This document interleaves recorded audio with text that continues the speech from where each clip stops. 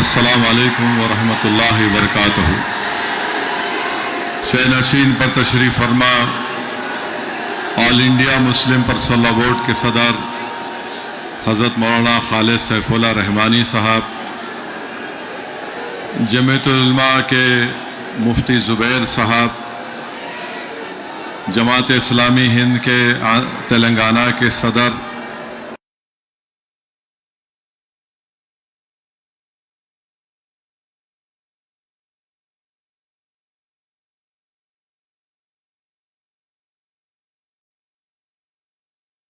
सुनने वाली मेरी इज़्ज़तदार माँ और बहनों और मोहतरमा जलीसा यासीन सुल्ताना साहिबा, जो all India Muslim personal law board के शुबे ख़वातीन के कन्वीनर हैं, मेरे अज़ीज़ दोस्तों और बुज़ुर्गों, मैं आपसे एक बात अर्ज़ करना चाहता हूँ कि हम पहले दो नारे लगाएंगे।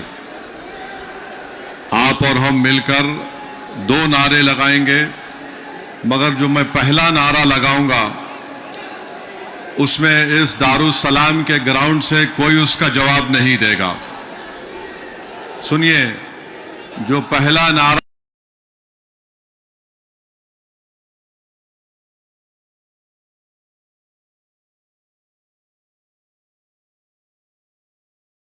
हम लगाएंगे, आप भाई साहब आप नारे लगाएंगे या सुन रहे हैं बात को? बैठिए, बैठो, बस करो, ठहरिए।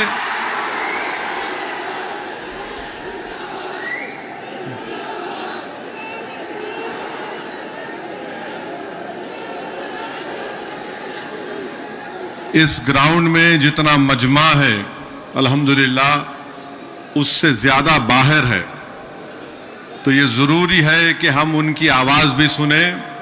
तो मैं बाहर जो मजमा खड़ा हुआ है उनसे अपील करूंगा कि आप हमारे साथ नारा लगाइए। ग्राउंड में कोई नारा नहीं लगाएगा।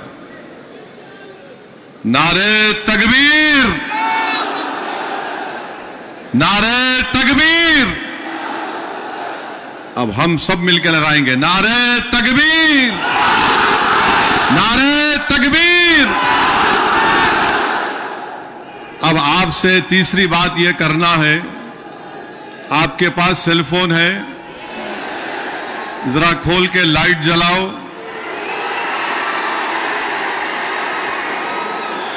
ताकि हमारे बीजेपी वालों की दिमाग की बत्ती जले। लाइट खोलो ताकि हम इस वक्फ कानून के खिलाफ पूरे मुल्क को पैगाम दे सकें। हमारे खवातीन भी फोन की लाइट खोल सकते आप। जरा मीडिया वाले दिखाओ।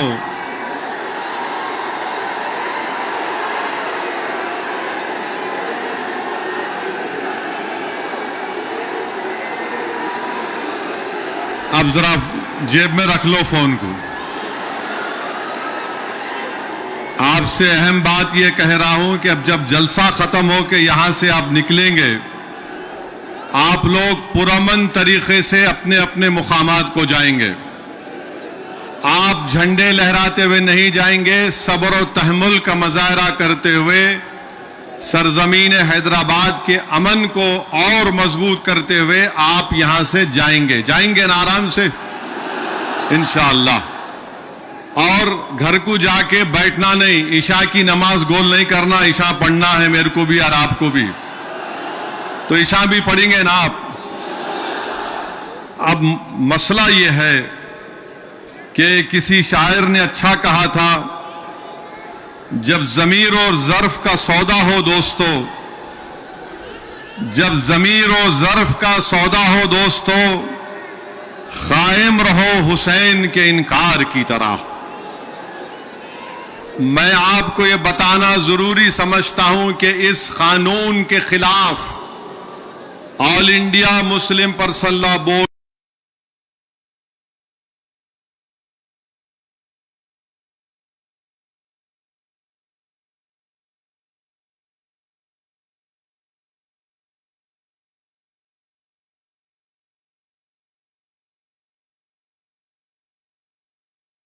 हम सिर्फ अपने कब्रस्तानों को या ईदगाह को बचाने के लिए एहतजाज नहीं कर रहे। हम एहतजाज इसलिए कर रहे हैं कि जो सियासी ताकतें आज इस मुल्क पर हुक्मरान हैं वो हमको मिटाना चाहते हैं और हम उनको ये बताना चाह रहे हैं कि हम अपने आप को मिटने नहीं देंगे। इंशाअल्लाह ताला जमहूरी तरीके से तुम मिट जाओगे। हम उनको बताना चाह रहे हैं कि हम झुकने वाले नहीं हैं। हम अंग्रेजों की 200 साल की गुलामी को कबूल नहीं किए, तो हम तुम्हारे इख्तिदार में तुम जो बैठे हो और तुम ऐसे कानून बना रहे हो जो हमारे आईन और संविधान के फंडामेंटल राइट के खिलाफ है। मैंने पार्लियामेंट में उस कानून को फाड़ा तो सिर्फ अपने तौर पर नहीं फाड़ा, बल्कि भारत के गयूर तमाम हिंदुस्तानियों की तरफ से उस कानून को फाड़ा, जो हिंदू भी है, मुसलमान भी है, सिख भी है, ईसाई भी है, जो आज भी इस मुल्क की खूबसूरती को पहचानते हैं। भारत की खूबसूरती उसका इत्तेहाद है, भारत की खूबसूरती उसका भाईचारा है। भारत की खूबसूरती नरेंद्र मोदी नहीं है मेरे अजीज दोस्तों और बुजुर्गों। भारत की खूबसूरती उसका भाईचारा है। भारत की खूबसूरती उसकी मस्जिद भी है, मंदिर भी है, दरगाहें भी है, खानकाएं भी है। और जो लोग इस भाईचारगी को खत्म करना चाहते हैं वो भारत को कमजोर कर रहे हैं। तो हमारा एहतजाज इसलिए भी है कि वो लोग जो हमको सफ़े हस्ती से मिटाना चाहते हैं, हम उनको पैगाम देना चाहते हैं कि हम मिटने वाले नहीं हैं। मैं बार बार कह चुका हूं, जब तक हम दुनिया में जिंदा है कयामत नहीं आएगी। जिस दिन हम चले जाएंगे सूर फूका जाएगा, याद रखो।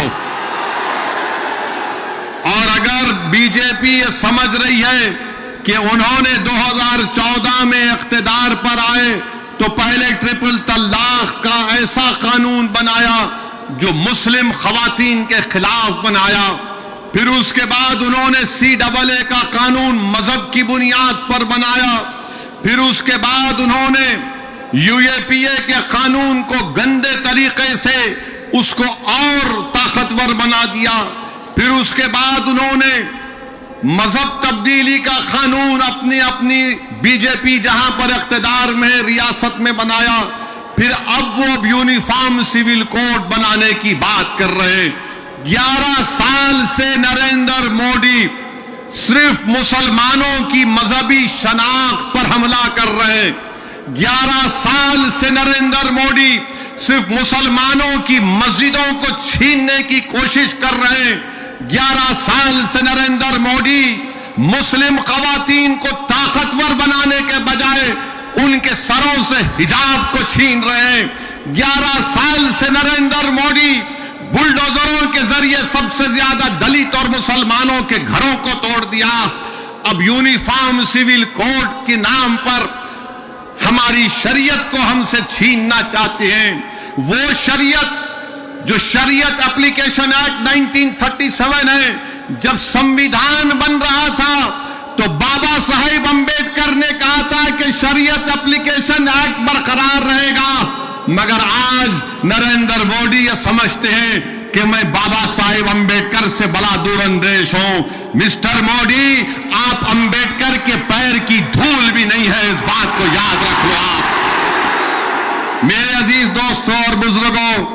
और दूसरी बात यह, मैं आपसे कह रहा हूं कि अपने सफों में इत्तेहाद को मजबूत रखिए।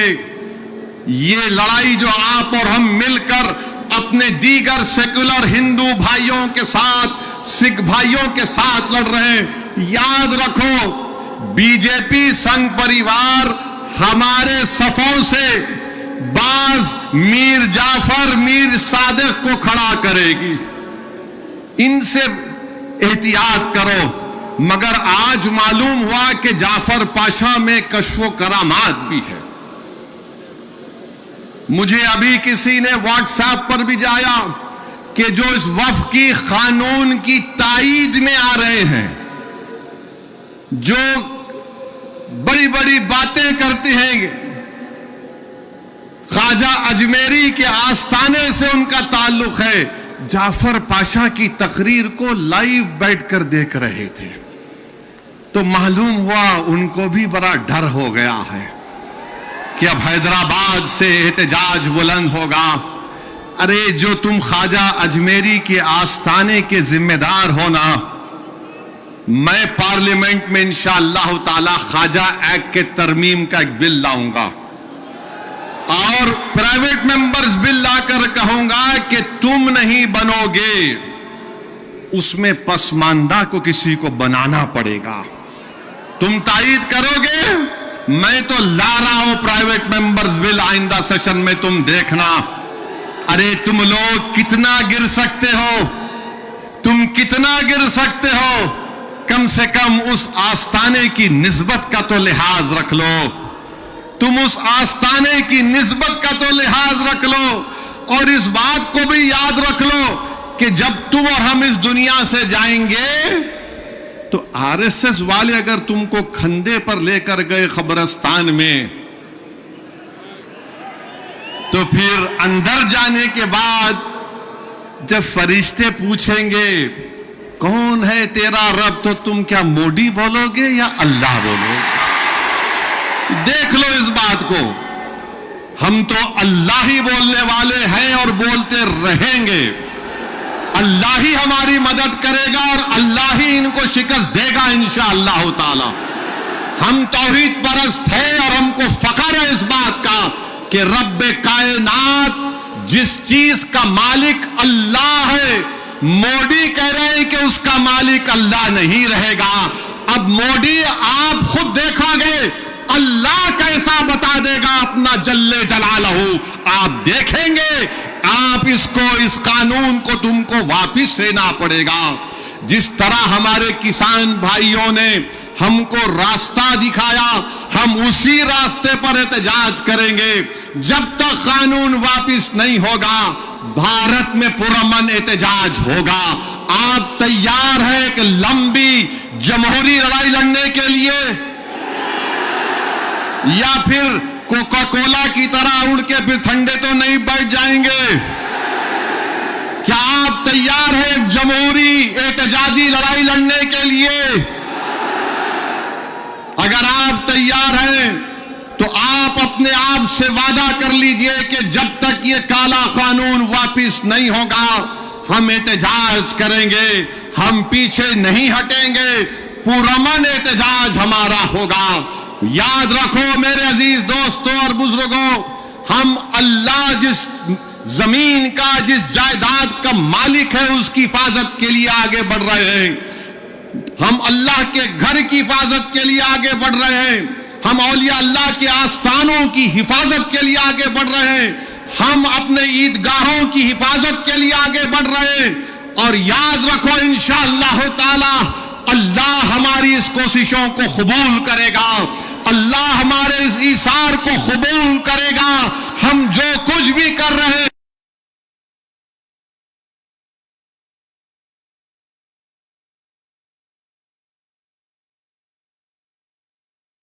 एहतजाज होगा, उसमें हिस्सा लीजिए, उसको कामयाब करिए। ये कोई सियासी पार्टी का एहतजाज नहीं है, ये इलेक्शन के वोटों को बटोरने का एहतजाज नहीं है। जिस चीज का मालिक है उसकी हिफाजत करने के लिए एहतजाज हो रहा है।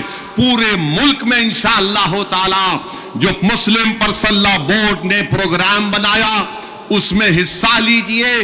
जो तारीख के दिन आपसे कहा गया लाइट बंद करना, लाइट बंद करेंगे या नहीं बंद करेंगे? ये तो बोलेंगे अम्मा 10 मिनट सीरियल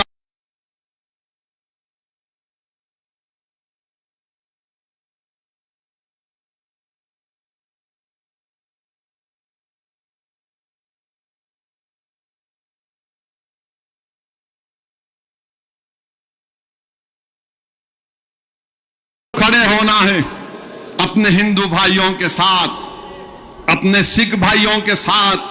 वो भी आज बड़े तकलीफ में है कि ऐसा कैसा कानून बीजेपी की हुकूमत ने बना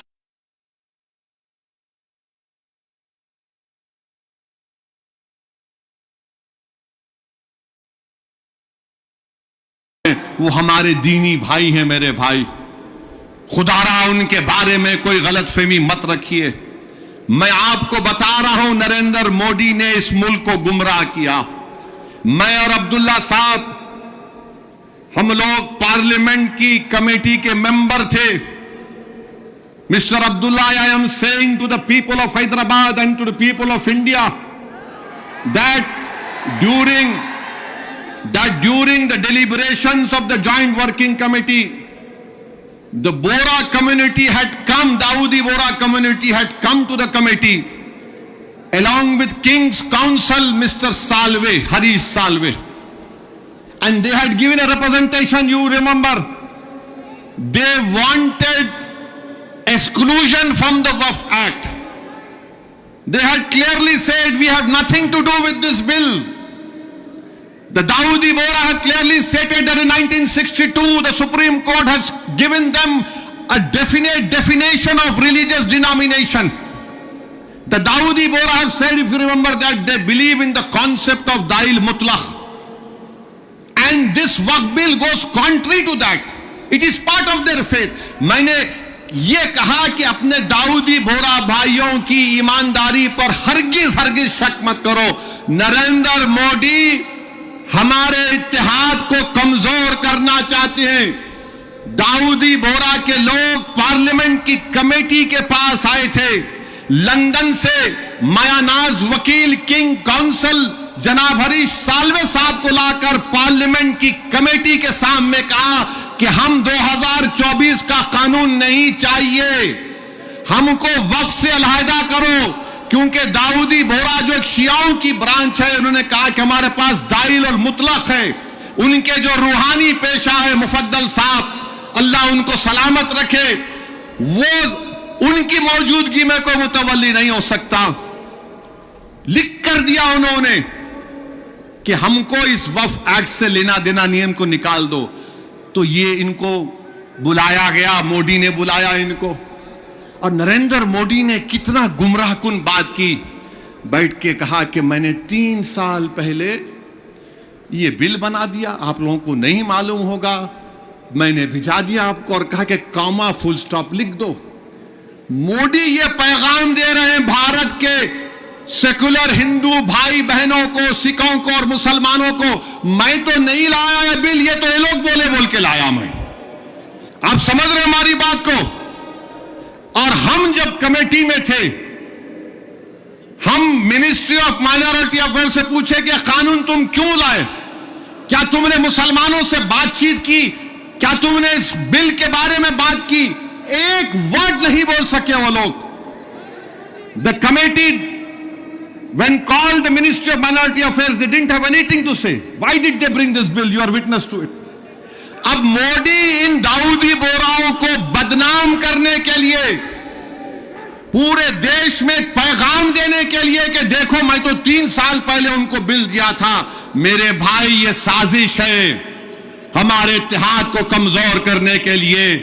मोदी जी, आप शतरंज की चाल खेल रहे हैं, हम भी जानते हैं शतरंज कैसा खेलना सियासत में। डॉक्यूमेंट्स है, आज मैं एक्स पर सोशल मीडिया पर डॉक्यूमेंट्स डाल दिया हूं। दाऊदी बोरा लोगों ने कमेटी को दिया, वो 1924 से कह रहे हैं कि हमको वक्फ कानून में मत रखो, क्योंकि हमारा जो जूरिस्प्रूडेंस है, हमारा जो फिक्र है, वो दाइल मुतलक के ऊपर है।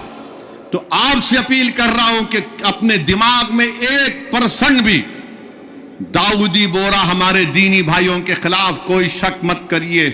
वो तो नहीं चाह रहे थे, इनको तो पप्पा जी बुला के बोल दिए आपको वजह से करा मैं। अब चौथी बात यह है, बीजेपी वाले बोल रहे इसमें सब कुछ है, मुसलमानों का फायदा है, औरतों का फायदा है। आज से थोड़े दिन पहले हैदराबाद में फतेह दरवाजे पे एक चालाक आदमी था, लगता है उन्हें भी मोदी जी की शागिर्दी में निकला सो था। उन्हें क्या बोला, आप मेरे पास आओ, जिसके सर टकले हैं मैं दवा देता हूं, बाल उग जाते। लाइन लग गई वहां पे, लगा दवा लगा, बाल उगते। और पब्लिक बेचारी तो मोदी जी भी यही बोल रहे, दवा ले लो सब चीज ठीक हो जाती। इनकी दवा नहीं है, ये दवा मौत है। ये दवा नहीं दे रहे, मौत का पैगाम देना है। ये वक्फ को छीनने के लिए ला रहे हैं। आप सोचिए, दाऊदी बोहरा लोगों ने सेक्शन 2 लिख कर दिया, तो मोदी ने क्या किया, दाऊदी बोहरा का नाम लेके सेक्शन 2 बना के उस भारत के दौलतमंद आदमी जिसने हमारे खोजा भाई, ये भी शियाओं का एक ब्रांच है, खोजा ट्रस्ट से खरीद कर 21 करोड़ में अपना आलीशान महल बना लिया। सेक्शन 2 का फायदा उस शख्स को होगा। हम हैदराबाद में क्या बोलते, किसकी दुकान पे किसकी फातिया, क्या बोलते, नाना मामू की दुकान पे नाना की फातिया। तो दाऊदी बोहरा को सामने रख के मुकेश भाई की फातिया पढ़ दी है इन्होंने काम कर दिया। सेक्शन 2 से उनको फायदा होगा। तो आपको और हमको मुत्तहिद रहना है, शिया सुन्नी इत्तेहाद को मजबूत रखना है। आप शिया सुन्नी इत्तेहाद को मजबूत रखेंगे ना मेरे भाई? ये all India Muslim personal board के प्लेटफॉर्म पर शिया भी है, सुन्नी भी है।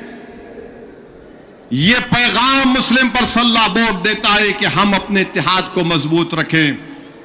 दाऊदी बोहरा को मोदी धोखा दे दिए, उनके नाम को इस्तेमाल करके मुकेश भाई को बोले, लो गुलाब जामुन खाओ एंड बी हैप्पी।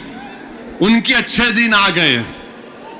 तो मेरे अजीज दोस्तों और बुजुर्गों, छठी बात आपसे अर्ज करना चाह रहा था वो ये है कि सदर साहब ने बहुत सी बातें आपके सामने रख दी कि सुप्रीम कोर्ट ने रिलीफ दिया है, मगर आज भी हम वक्फ की जायदाद को खो रहे हैं। लिमिटेशन एक्ट अप्लाई हो गया, जो 12 साल से काबिज है वो मालिक बन रहा है।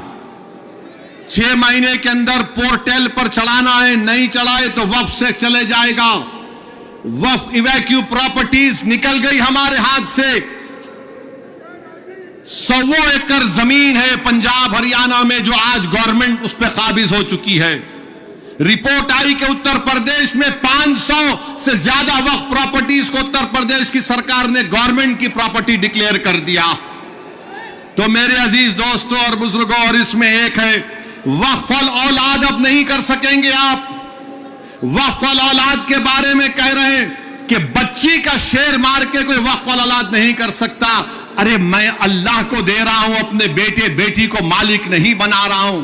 क्या यह बात सच नहीं है प्रधानमंत्री जी कि हिंदू सेल्फ एक्वायर्ड प्रॉपर्टी में एक हमारा हिंदू भाई अपने विल के जरिए अपनी एक औलाद को या मोहल्ले में किसी को पूरी प्रॉपर्टी दे सकता है, मगर मुसलमान 1/3 से ज्यादा अपनी किसी औलाद को प्रॉपर्टी नहीं दे सकता। अभी यह कानून जो है, अभी अगर कोई कलेक्टर मुतवल्ली को बोलेगा कि तुम दरगाह में उर्स नहीं करना, कलेक्टर मुतवल्ली को बोलेगा कि तुम आशूर खाने में इमाम बाड़े में मजलिस नहीं करना, कलेक्टर अगर कोई मुतवल्ली मस्जिद को बोलेगा कि तुम मस्जिद में अज़ान नहीं देना, और अगर मुतवल्ली नहीं सुनेगा तो कलेक्टर उसको 6 महीने की सजा दे सकता है। यह कानून है। अभी पहले कानून यह था कि अगर कोई वक्फ की प्रॉपर्टी को बेचता तो 2 साल की सजा, नॉन बेलेबल। अब मोदी जी बोल रहे, प्यारे मैं राजा हूं, तुम लूटो बेल ले लो, 6 महीने की सजा काट के आ जाओ, मैं हूं ना। यह कानून बनाया गया है। तो मेरे अजीज दोस्तों और बुजुर्गों, यह वक्फ का कानून मुसलमानों के मफाद में नहीं है। यह वक्फ का कानून मुल्क के मफाद में नहीं है। यह वक्फ का कानून भारत के भाईचारगी के लिए नहीं है। झगड़े शुरू हो जाएंगे। मस्जिदों पर यह बोला जाएगा कि 500 साल पहले ऐसा था वहां पर, और ये बार बार बोलते टीवी पे, नहीं आपको वक्फ से क्या मिला? अरे क्या कोई आपके अम्मा के महर में आया है जो हमसे पूछ रहे आप? वक्फ से क्या मिला क्या नहीं मिला? हमारे को हमारी आखिरत मिलती वक्फ को बचाए तो। ख्वाजा बंदा नवाज की दरगाह मेडिकल कॉलेज है, इंजीनियरिंग कॉलेज है, वफ का है। हमदर्द रूह अफ़ज़ा पिए तो वो भी वफ का है। कलेजे को ठंडक पहुंचती, तुम लोग पियो जरा रूह अफ़ज़ा। अब रूह अफ़ज़ा के खिलाफ उन्हों जिहाद कर रहे जो नाक से ऐसा सूंघ के दूसरे नाक नकपुड़ी से निकालने का दर्ज देते। कहां जाएगा ये मुल्क? हद तो ये हो गई मेरे अजीज दोस्तों और बुजुर्गों कि अब कोई ये कह रहा है कि चीफ जस्टिस के फैसले के बाद इस देश में मजहबी जंग शुरू हो जाएगी। नरेंद्र मोदी जी, आप इख्तिदार पर हैं, आपकी पार्टी के लोग इस तरह की बात करेंगे? आप तो भारत के संविधान पर हल्फ लिए हैं कि इस देश में ये अंबेडकर का देश, ये मौलाना अबुल कलाम का देश, ये भगत सिंह का देश, अल्लामा फजल खैराबादी का देश, हुसैन अहमद मदनी का देश, महमूदुल हसन का देश, ये टीपू सुल्तान का देश। यहां बोल रहे मजहबी जंग शुरू हो जाएंगी।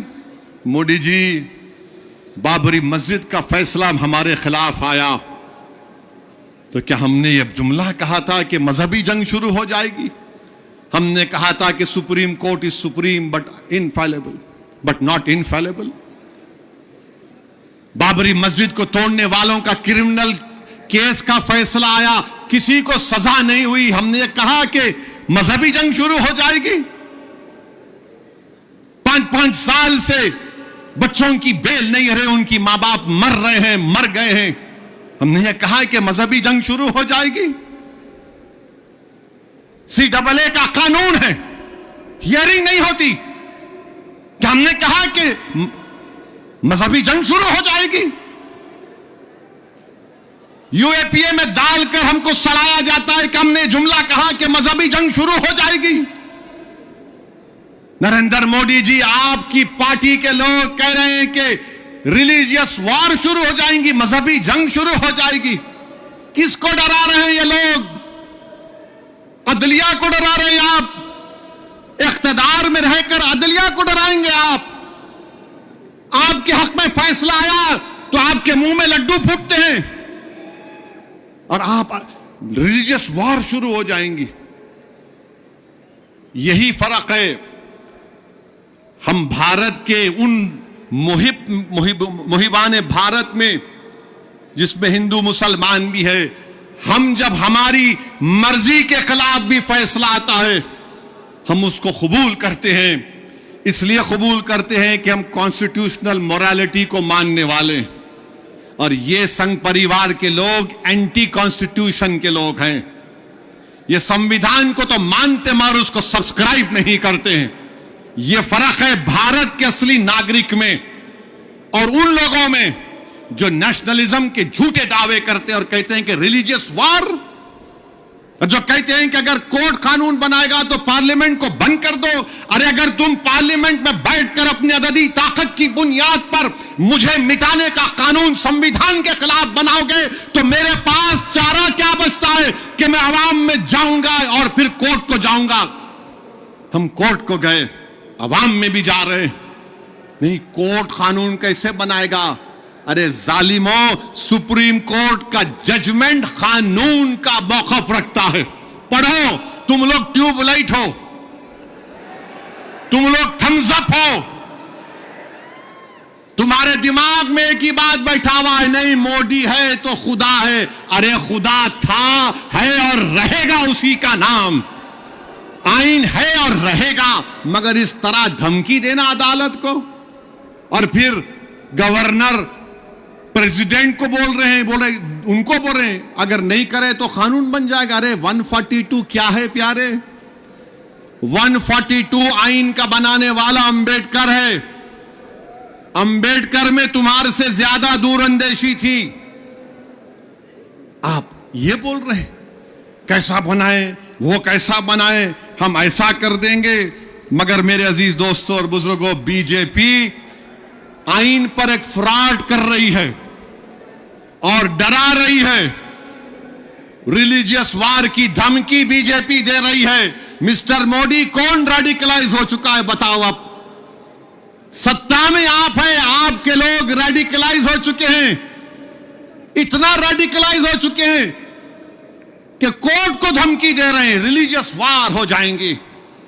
मोदी जी, अगर ये धमकी देने वालों को आप नहीं रोकेंगे, देश कमजोर होगा और देश कभी भी माफ नहीं करेगा। आज सत्ता इख्तिदार आपके पास है, कल नहीं रहेगा इंशाअल्लाह ताला, कल नहीं रहेगा इंशाअल्लाह ताला।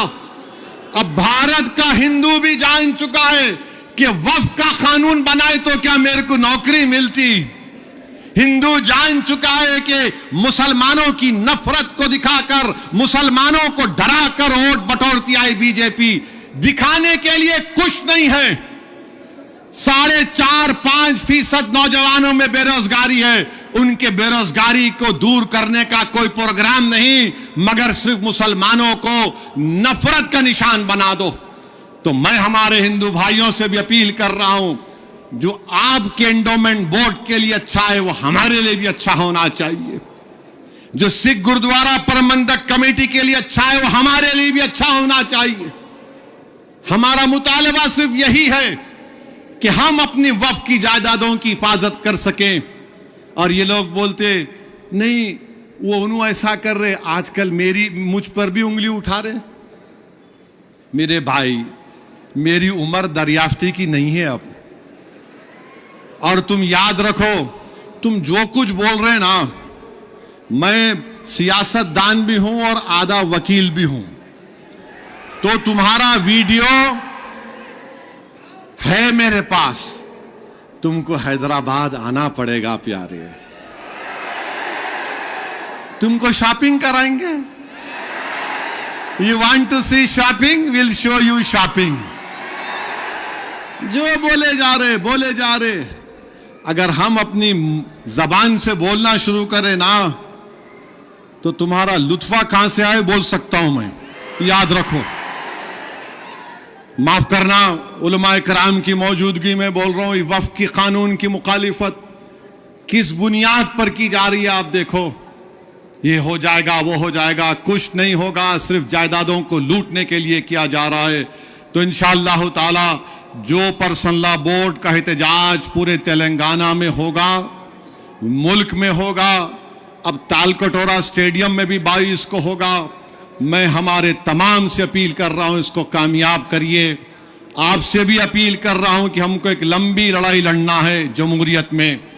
कानूनी लड़ाई लड़ रहे हमारे वकील, अल्लाह हमारे वकला को सलामत रखे, अल्लाह उनको और हिम्मत दे, और अल्लाह हमको हिम्मत दे, अल्लाह हमारे ईमान को सलामत रखे। याद रखो मुसलमानों, बगैर ईमान के हम एक जिंदा लाश की तरह हैं। बगैर मस्जिदों के हम कुछ नहीं हैं। बगैर जायदादों के जिसका मालिक अल्लाह अगर कोई और कब्जा कर लेगा तो हम क्या जवाब देंगे रब्बे कायनात के सामने। थोड़ी तकलीफ उठाना पड़ेगा।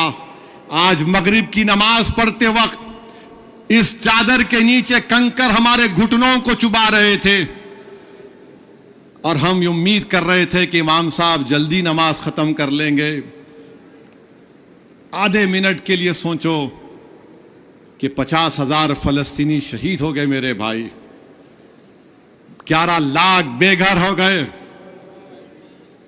15,000 बच्चे मारे गए, 18-17 के करीब खवातीन शहीद हो गई हैं। मगर उनका जज्बा देखो, वो कह रहे हैं कि हम मरने को तैयार हैं मगर अपने ईमान का सौदा करने के लिए तैयार नहीं। तो भारत के लोगों, तुमको मजलूमों से आवाज आ रही है कि हक की कामयाबी के लिए, बातिल को शिकस्त देने के लिए हम 75 साल से अपनी नस्लों को कुर्बान कर दिए। तुमने और हमने नजारे देखे कि एक मां कह रही है अपने बेटे के कफन के सामने, कह रही है कि या रसूल अल्लाह सल्लल्लाहु अलैहि वसल्लम, मैं अपने बेटे को आपके पास रवाना कर रही हूं। हम एक बाप को सुन रहे हैं बोलते हुए अपने बेटे की लाश के सामने कि या रसूल अल्लाह सल्लल्लाहु अलैहि वसल्लम, जो दुनिया खामोश बैठी हुई है, आप उनकी शिफा नहीं करेंगे अशर के मैदान में। मेरे अजीज दोस्तों और बुजुर्गों, हमको सिर्फ पुरअमन एहतजाज करना है।